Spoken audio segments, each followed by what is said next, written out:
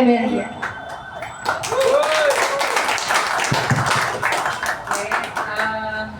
Assalamualaikum warahmatullahi wabarakatuh.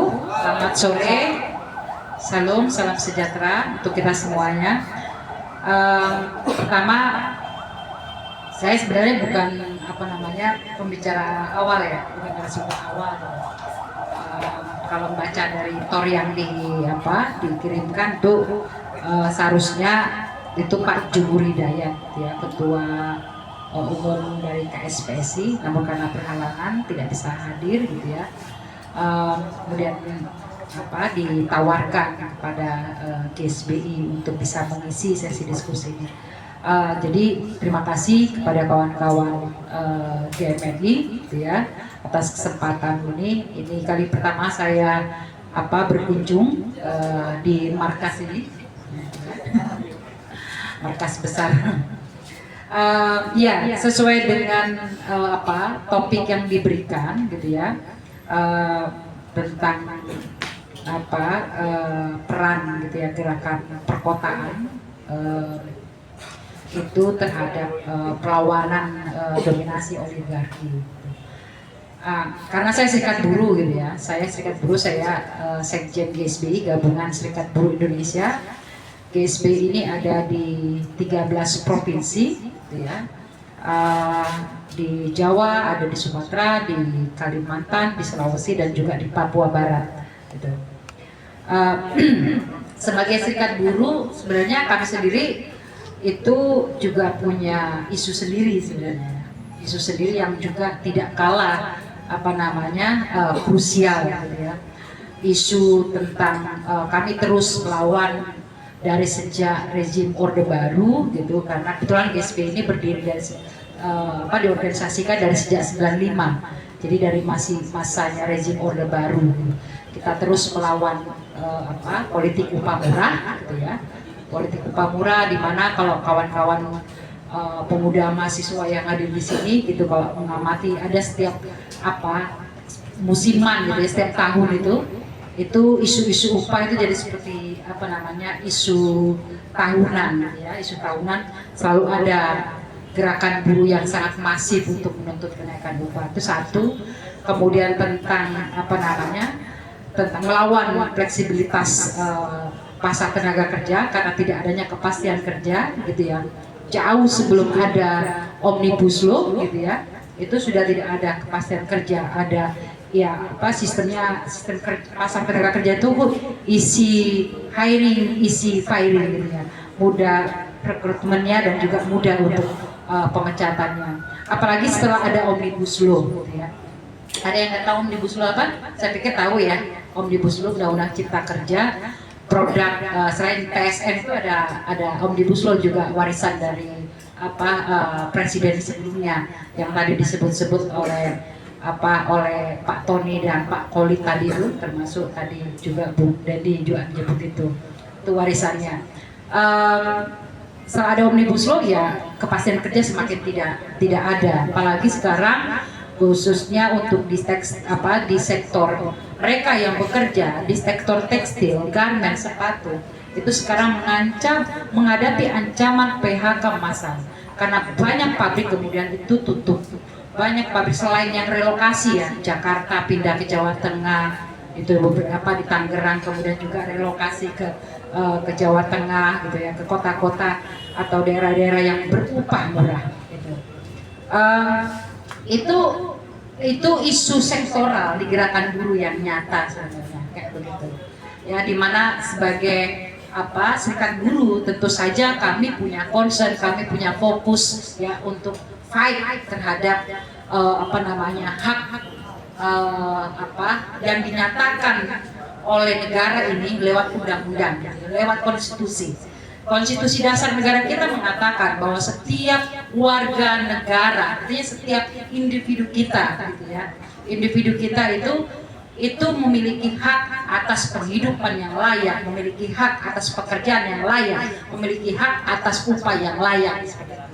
Namun kemudian dalam implementasinya, dalam kenyataannya, hak itu semakin jauh. Gitu. Hak itu tidak pernah dipenuhi oleh negara, tidak pernah dipenuhi oleh pemerintah.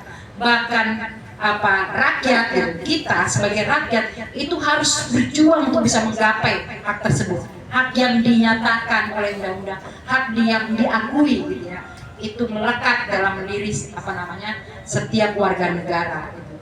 Nah, namun demikian, meski kami sebagai gerakan buruh punya masalah, punya isu yang nggak pernah selesai, gitu ya, yang terus aja sama dan sebenarnya semakin meningkat, gitu ya, semakin tajam, gitu ya. Kemiskinan yang dialami buruh juga semakin mendalam, kan begitu. Kami juga tidak menafikan bahwa ada isu-isu lain, ada kebijakan-kebijakan politik lain itu yang juga berkorelasi terhadap terhadap isu buruh, terhadap penghidupan buruh, terhadap kepentingan buruh.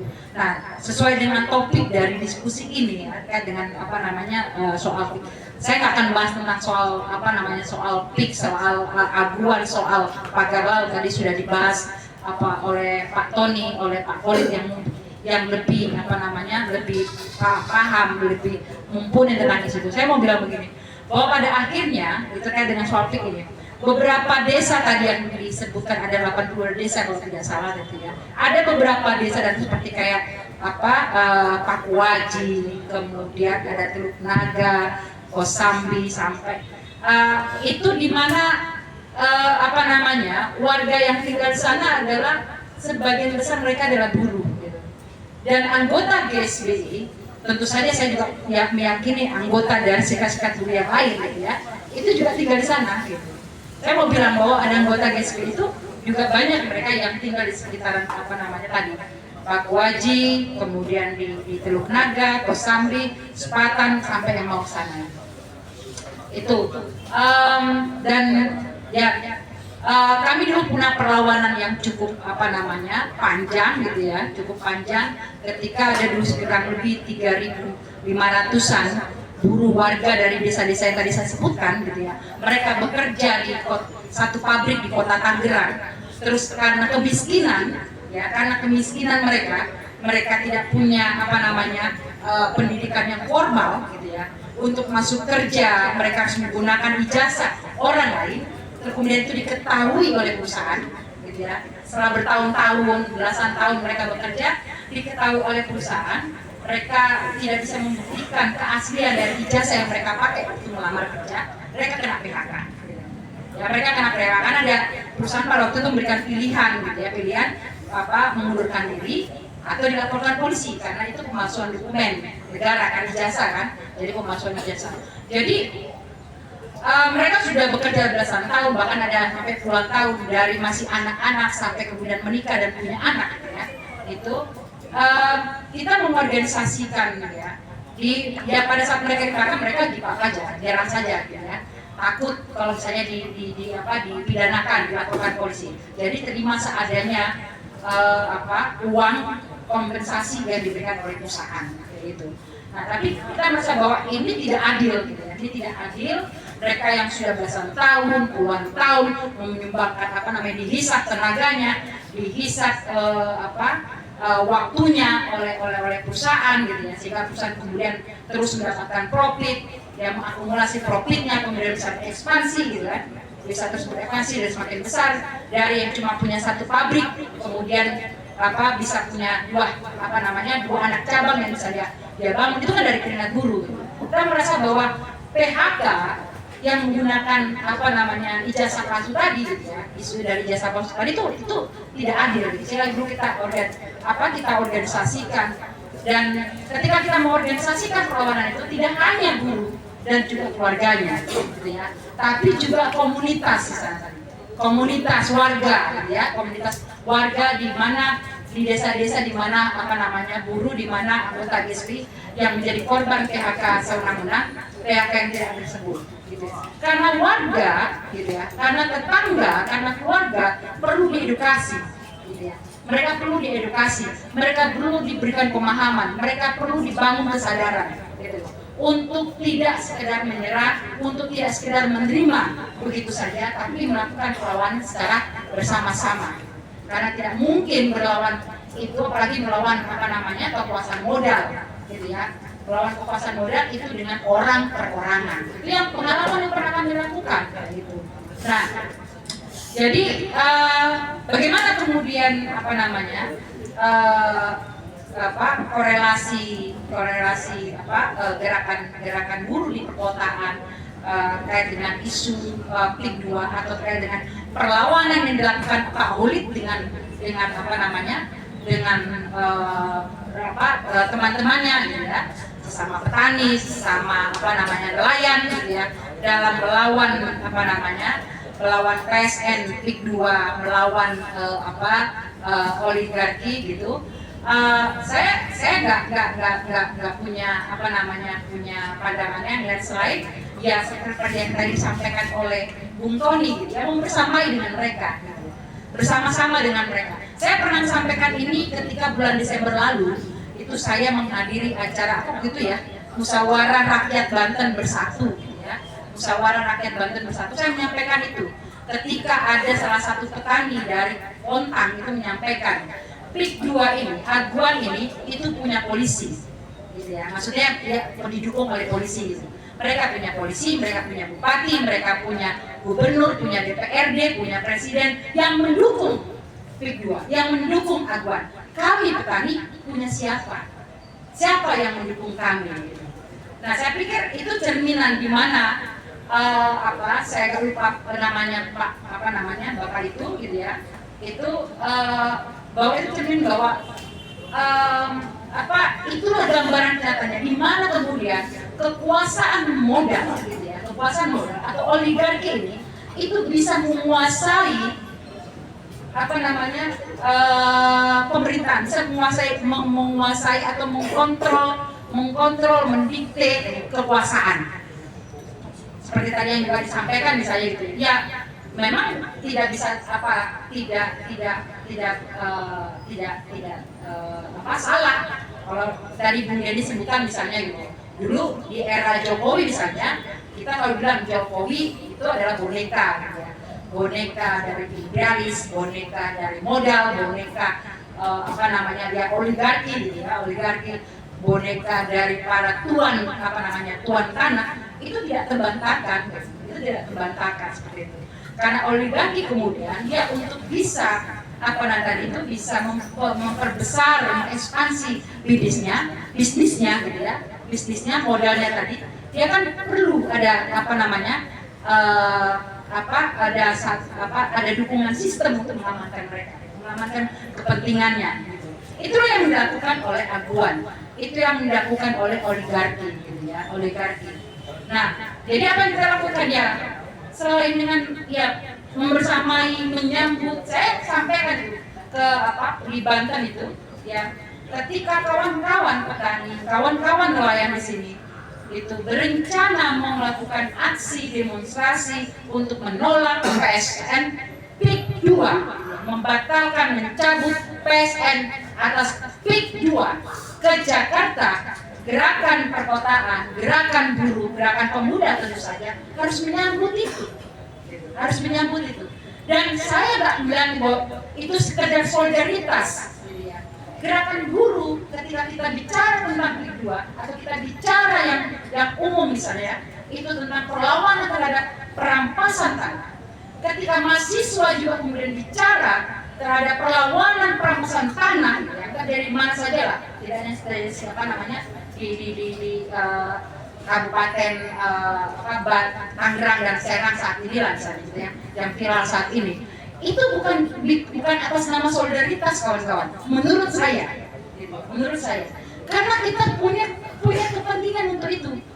Karena kalau sekedar bersolidaritas kan berarti sukarela, gitu. Kita boleh bergabung dengan mereka, kita boleh nggak bergabung dengan mereka, kan gitu, ya kan? Kita boleh mendukung perjuangan mereka, boleh enggak. Kita boleh turut kemudian memperluas, memperhebat kampanye mereka terhadap perlawanan perlawanan yang mereka angkat kayak gitu ya, yang mereka gaungkan, boleh tidak kan gitu. Itu kan solidaritas gitu. Tapi apa saya bilang, kita berkepentingan, gerakan buruh berkepentingan, gerakan mahasiswa berkepentingan begitu. Kenapa? Karena ketika kita tidak menjadikan isu mereka menjadi isu kita, gitu ya, mereka akan sendiri gitu.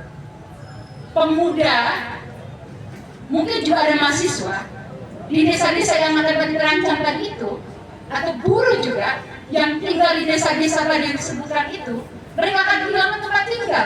Tadi sudah disebutkan tadi oleh Bung Tony juga, sudah tergusur dari satu desa yang hanya cuma tinggal tersisa 2 RT saja. Masa depan dari bangsa negara ini dari pemuda. Kawan-kawan diwariskan tanggung jawab itu. Kenapa saya bilang itu bukan sekadar bersolidaritas ketika kita mau bersama dengan mereka, tapi menjadikan isu mereka, perlawanan mereka itu menjadi milik kita. Saya nggak bisa membayangkan ketika kita kemudian bersolidaritas dan dukungan kita setengah-setengah yang kita lakukan, itu kan yang sedang terjadi. Tadi Pak Khalid juga disampaikan misalnya, dulu sebelum era digitalisasi, era medsos yang semakin maju saat ini misalnya gitu ya, ketika ada isu yang semakin tinggi gitu ya, ada perlawanan rakyat yang semakin hebat, itu kan kemudian dibikin chaos, dibentrokan gitu ya, dibikin ada satu gerakan tandingan untuk kemudian memukul gerakan rakyat itu. Sekarang di era digitalisasi, di era medsosnya sekarang, yang dibuat mereka kemudian meng-hire buset sebanyak-banyak. Itu terjadi ketika Pak Khalid berbicara di TV Bali yang kemudian menjadi menjadi viral gitu ya.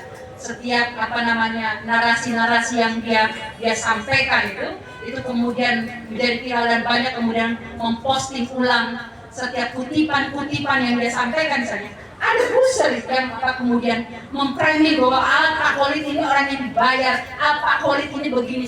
Hal yang sama juga yang dialami oleh Pak Said Didu gitu ya.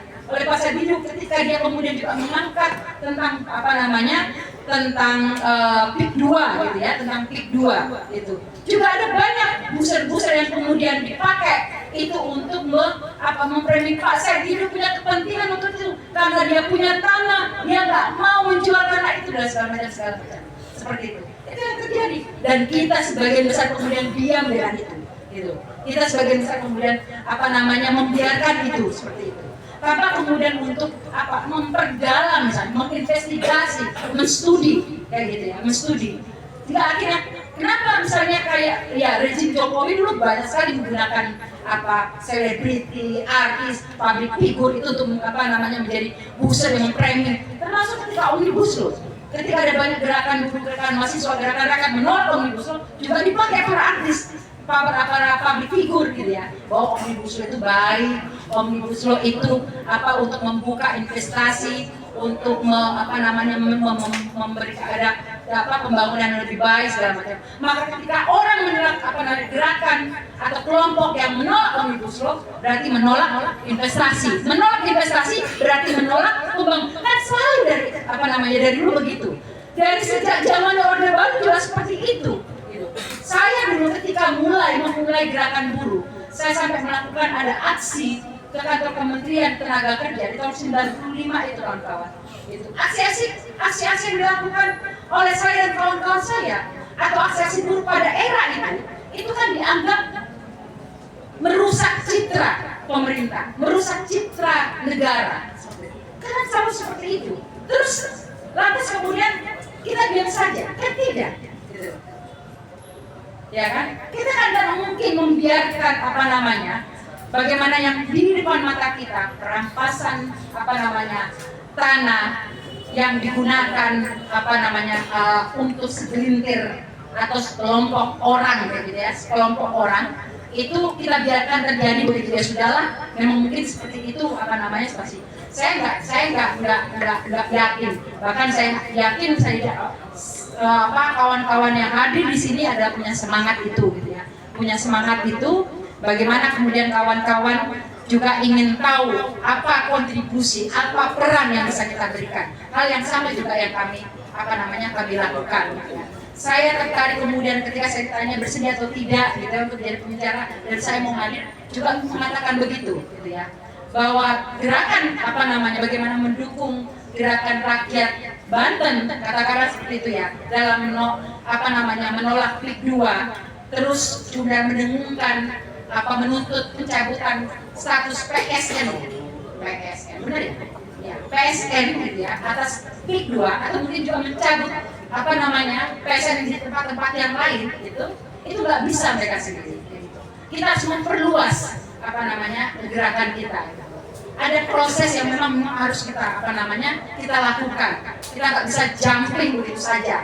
Diskusi seperti ini kemudian buat kita semakin tahu, tidak juga gitu ya. Jadi perlu ada bagaimana ada konsolidasi, ada diskusi-diskusi yang terus diperluas di berbagai macam titik. Dan kita punya pengalaman itu. 98, reformasi 98, gerakan mahasiswa, gerakan rakyat pada era itu, ketika kemudian berhasil menyumbangkan Orde Baru, kan bukan terjadi pada saat itu saja. Itu sudah dilakukan, adakan gerakan-gerakan konsolidasi yang belasan puluhan tahun sebelumnya. Iya kan? Itu yang terjadi. Jadi bukan yang tiba-tiba, dia bukan gerakan yang instan, gitu. Tapi dia dihasilkan, dilahirkan dari proses konsolidasi, proses edukasi, proses gerakan dari yang kecil menjadi yang besar. Jadi seperti yang tadi juga diharapkan oleh Pak Kolit, saya pikir itu juga bukan cuma harapannya Pak Kolit, tapi juga harapan khususnya gitu ya, petani, nelayan di Banten sana gitu ya. Pak Kolit dan kawan-kawannya itu berharap bagaimana kemudian gerakan di perkotaan, ada gerakan kelas buruh, itu ada gerakan buruh, ada gerakan pemuda mahasiswa di sini, ada FMN, ada GMI, mungkin ada banyak lagi yang bisa kita rangkul. Itu bisa kemudian bersama dengan mereka, bahkan ketika mereka pun kemudian merencanakan, saya dengar kan jadi ada rencana gitu ya, datang ke Jakarta, kita akan menyambut mereka dengan buka-buka kita, maka dengan bikin mereka nggak merasa sendiri berjuang untuk itu. Terima kasih, itu dari saya. Assalamualaikum warahmatullahi wabarakatuh.